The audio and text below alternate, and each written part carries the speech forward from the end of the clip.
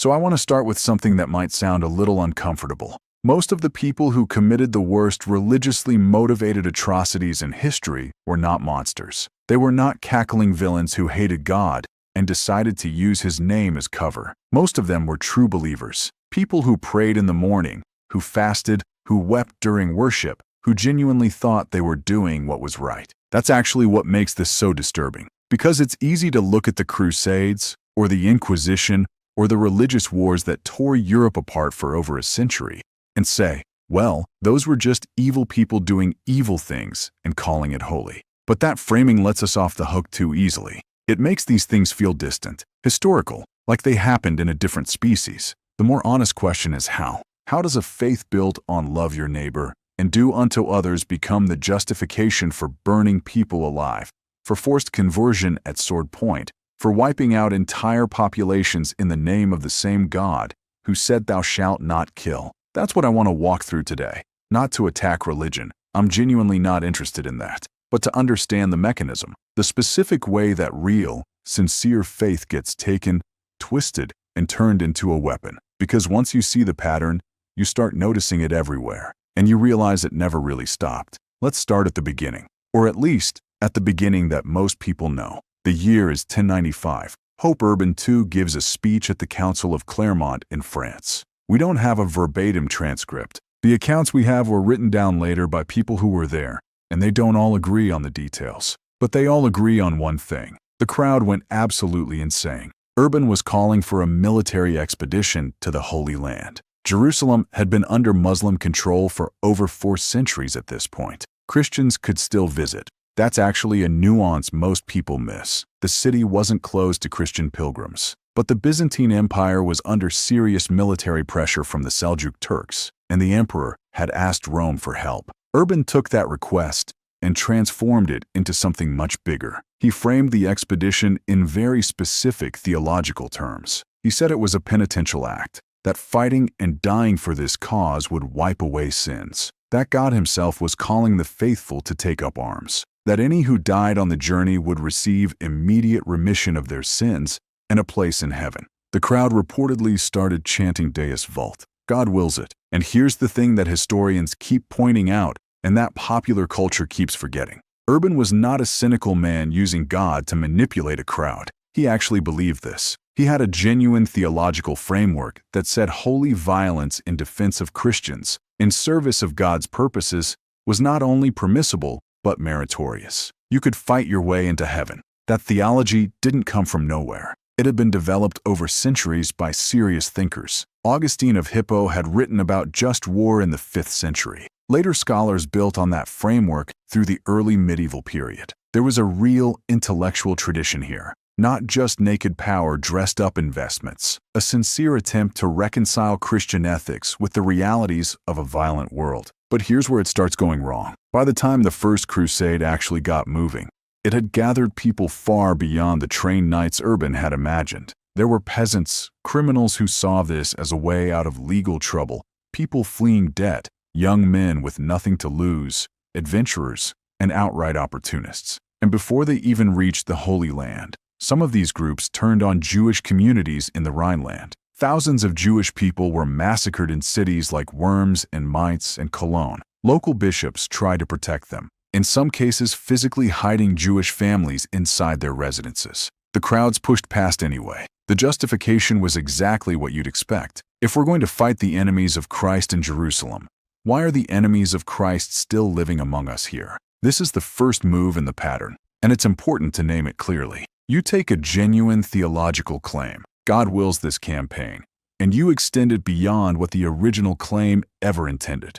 The Pope did not call for the massacre of Jews in Germany. That was never part of the plan. But once you've established that God is on your side and your enemies are his enemies, the crowd starts doing its own math. And nobody with authority stops them because the broader mission is still holy. The logic is already in motion. When the Crusaders finally reached Jerusalem in 1099, after 3 years of brutal campaigning across thousands of miles, they took the city. The accounts of what followed are horrific even by medieval standards. Contemporary chronicles, written by Crusaders themselves, not their enemies, describe the slaughter of a massive portion of the city's population. Muslim and Jewish inhabitants. The Temple Mount, according to one account, ran ankle-deep with blood. One chronicler described the scene in terms that suggested it was glorious, evidence of divine favor, a fulfillment of prophecy. The Crusades didn't end there. There were 8 major ones over the next 2 centuries,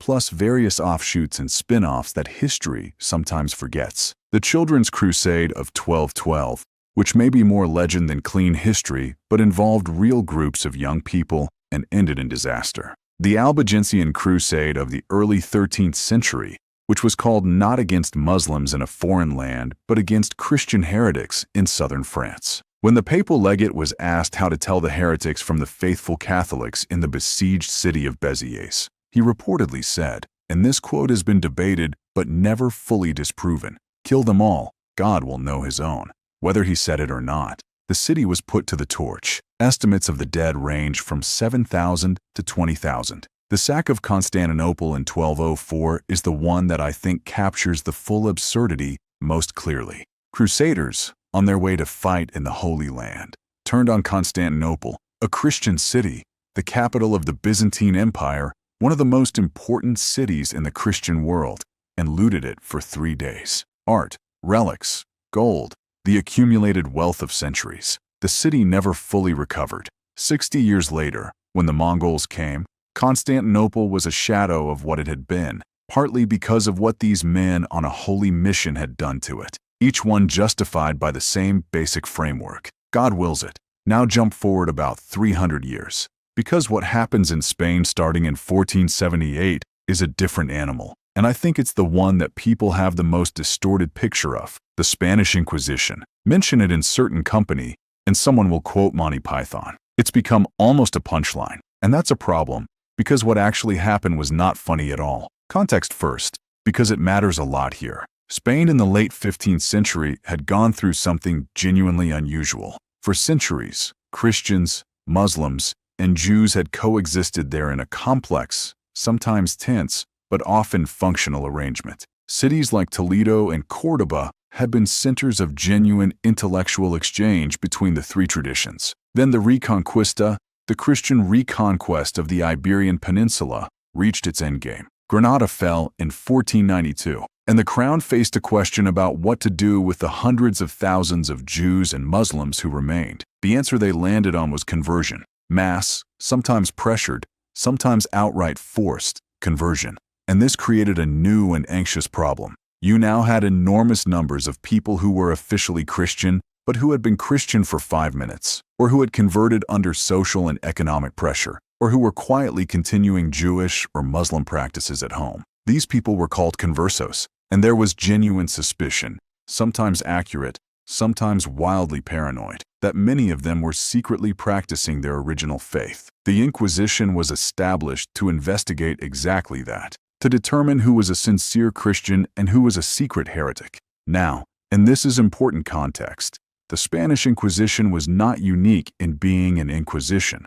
The medieval church had been running inquisitions for centuries. Rooting out heresy was standard institutional behavior. What made Spain different was the degree of royal control, the scale of the operation, and the particular social anxiety it was designed to address. The methods the Inquisition used included torture, not as punishment, and this is a distinction the inquisitors themselves made explicitly, but as a tool of interrogation. The logic was that a confession made under torture was invalid if the person later retracted it. So if you confessed and maintained that confession after the torture stopped, it must be sincere. This is obviously monstrous reasoning, but it was internally consistent reasoning within the legal and theological framework of the time. Secular courts across Europe used the same methods in criminal investigations. The Inquisition was not inventing torture. It was applying the standard legal tools of the era to theological questions. What the Inquisition added was the metaphysical weight.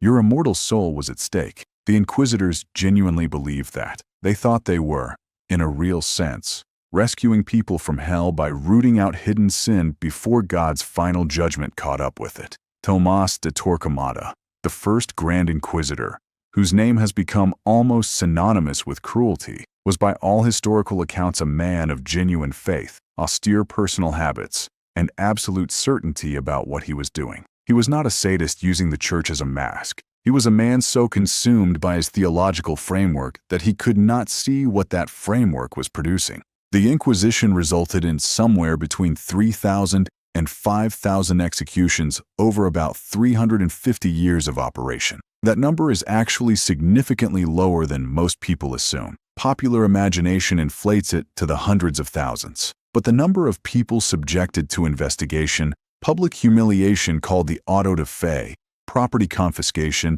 imprisonment, and years of psychological terror was vastly higher. And in 1492, the same year Columbus sailed west, the Crown issued the Alhambra Decree. Every Jew in Spain who refused to convert had to leave. Between 100 and 200,000 people were expelled from a country their families had lived in for centuries. They took what they could carry. All of it done in the name of a holy and unified Spain. All of it believed, by most of those who executed it, to be God's will. Here's the move I want you to notice, because it's subtly different from the Crusade move, but equally important. With the Crusades, the pattern was, we have a genuine religious goal, and we extend it until it justifies things it was never designed to cover. With the Inquisition, the pattern is, we have a genuine religious concern, the purity and integrity of the faith, and we hand the tools for addressing that concern directly to the state. And the moment you do that, the state's interests start quietly reshaping what the concern looks like in practice. Ferdinand and Isabella were not purely cynical about this, but they also noticed that conversos found guilty of heresy had their property confiscated, and that property flowed to the crown. They noticed that a religiously unified Spain was a more administratively tractable Spain.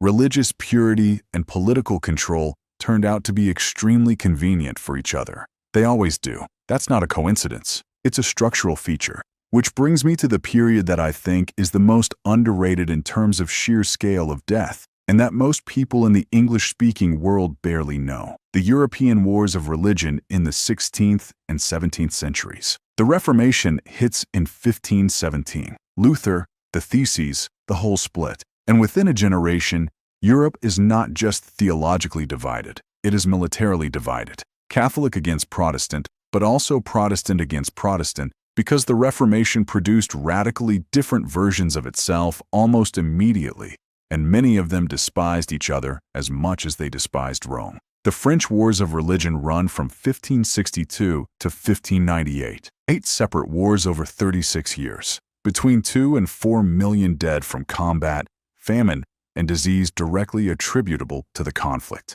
The St. Bartholomew's Day Massacre in 1572, where Catholic mobs killed somewhere between 5,000 and 30,000 Huguenots across France in a matter of days, was celebrated in Rome. The Pope ordered a Te Deum of Thanksgiving psalm. A commemorative medal was struck. Artists were commissioned to paint the massacre as a righteous act of God. The 30 Years' War, from 1618 to 1648, is where the scale becomes almost incomprehensible. It starts as a religious conflict within the Holy Roman Empire and eventually pulls in most of the major powers of Europe. By the time the Peace of Westphalia finally ends it, somewhere between 8 and 12 million people are dead. Some regions of Germany lose a third of their entire population.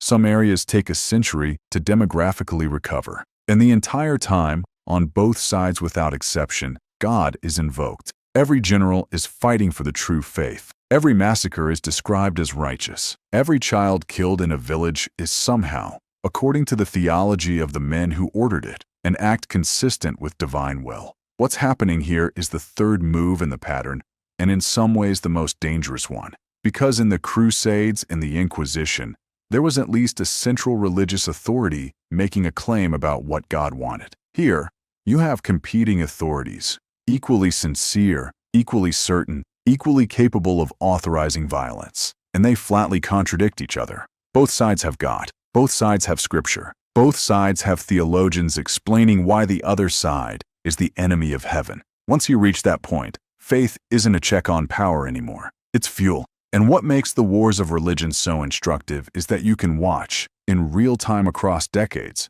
how the religious framing starts to thin out as the actual political and dynastic interests become clearer. By the later stages of the 30 Years' War, Catholic France was funding Protestant armies fighting Catholic Habsburg forces, because French national interest outweighed confessional solidarity. The Holy Roman Emperor was fighting Protestant princes with the help of a Catholic cardinal who had his own geopolitical agenda entirely. The religion was still invoked constantly. Every proclamation, every declaration of war, every negotiation carried theological language. But the actual decisions were being made on the basis of who controlled which territory, who owed debts to whom, and which noble families were trying to expand their influence. That gap between the religious language and the actual motivations driving the conflict is one of the most important things to understand about this period. Because it wasn't hypocrisy exactly, or at least not always. Most of the people involved genuinely believed both things simultaneously. They believed God was on their side,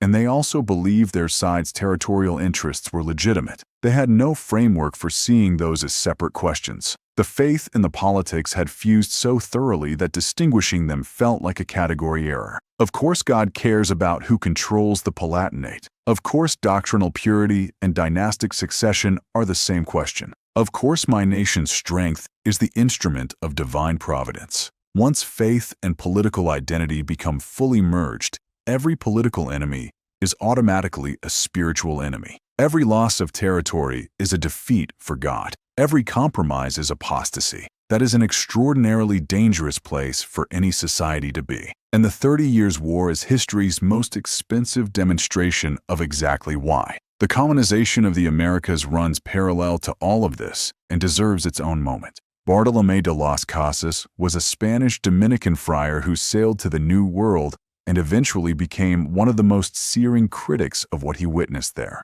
His account, written in the mid-1500s, describes massacres carried out beneath crosses under banners bearing the names of Christian saints by men who confessed their sins on Sunday. He described the specific, almost ritual quality of the violence. Executions structured in groups of 13, he wrote, in honor of Christ and the 12 apostles. He was not writing as an outside critic. He had participated in some of what he later condemned. He wrote as a man who had looked at what faith was being used to justify and decided he could no longer stay silent. The legal architecture underneath the colonization project included something called the requerimiento, a document that soldiers were required to read aloud to indigenous populations before military action could lawfully begin. The document explained, in Spanish, that the Pope had authority over all the peoples of the earth, that he had granted these lands to the Spanish crown, and that if the indigenous people did not peacefully submit, any violence that followed was legally and spiritually their own fault. Soldiers sometimes read it to empty forests, to villages they couldn't see from where they were standing. They read it, checked the box, and attacked. That's what faith looks like when it becomes pure bureaucracy in service of power. A document that nobody could understand, read to nobody who was listening, used to pre-authorize conquest that had already been decided. And here's the detail about Las Casas that I find most striking and that I think gets lost in the broad strokes of history. He didn't start as a critic. He started as a participant. He owned enslaved indigenous people. He benefited from the encomienda system, the labor arrangement that made the whole colonial project profitable. He was a priest, yes, but he was also a colonist doing what colonists did. The shift in him came gradually, through what he described as a close reading of scripture that he'd been carrying with him the whole time. He reached a point where he could no longer reconcile what he was reading with what he was doing and watching others do. And that collision between the text he believed and the reality in front of him is what made him spend the rest of his life fighting an institution he'd been part of. That detail matters because it shows that the corruption isn't inevitable. It can be interrupted. But interrupting it requires exactly the thing that institutional certainty makes hardest: the willingness to look at what you're actually part of and ask whether it matches what you claim to believe. So here's what I keep coming back to when I look at all of this. The faith was real. That's the part we need to actually sit with, because it's the uncomfortable part. Urban II really believed God was calling for the crusade. Torquemada really believed he was saving souls. The soldiers reading the requerimiento to empty forests. Many of them, not all, but genuinely many of them, really believed they were operating within a divinely ordered system. And what happened every single time followed the same basic shape. A genuine religious claim gets formed. Something real, the desire to protect holy sites,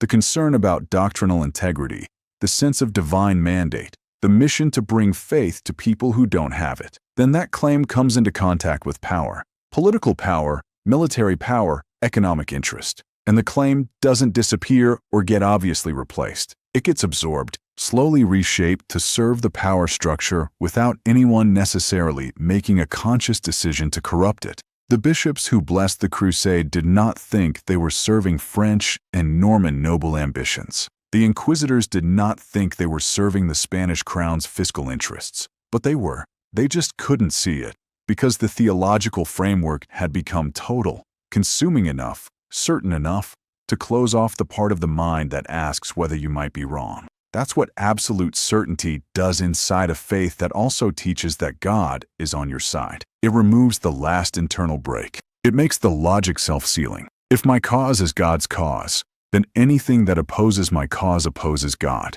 And anything that serves my cause, no matter what it looks like, must serve God too. The math always works out. It has to. That's the whole point. The people who built these systems were not uniquely evil. That's the thing. They were, in most cases, intelligent and educated and, within their own framework, sincerely trying to do right. They were also completely unable to see what they were constructing because the framework they were inside had no window for that kind of view. That's not a comforting thought. It's not meant to be. Because the conditions that produced the Crusades, real faith, absolute certainty, the fusion of religious and political authority, an enemy who can be framed as God's enemy. Those conditions are not sealed inside a glass case in a history museum somewhere. They are a set of ingredients, and ingredients do not expire. What separates faith from its corruption is almost always the same thing. The same capacity, the ability to hold conviction and say I might be wrong in the same breath.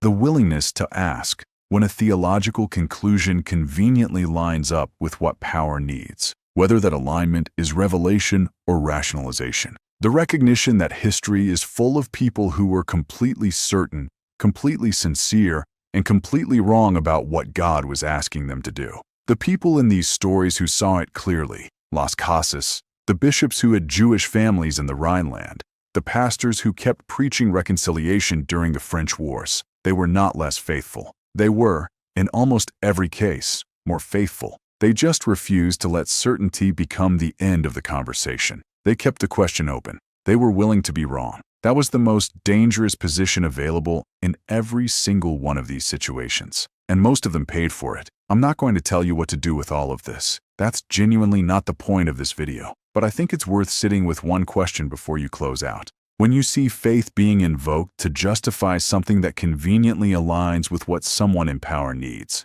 what would it actually take to say, out loud, that this might not be God's will? The inquisitors thought they were the ones asking the hard questions. They were completely certain of it. This video was produced using artificial intelligence-generated images and video for illustrative and dramatic purposes. The historical events, figures, and accounts referenced are based on documented historical sources, scholarly records, and primary documentation from the periods described. No events have been fabricated or materially altered. This content is intended for educational purposes.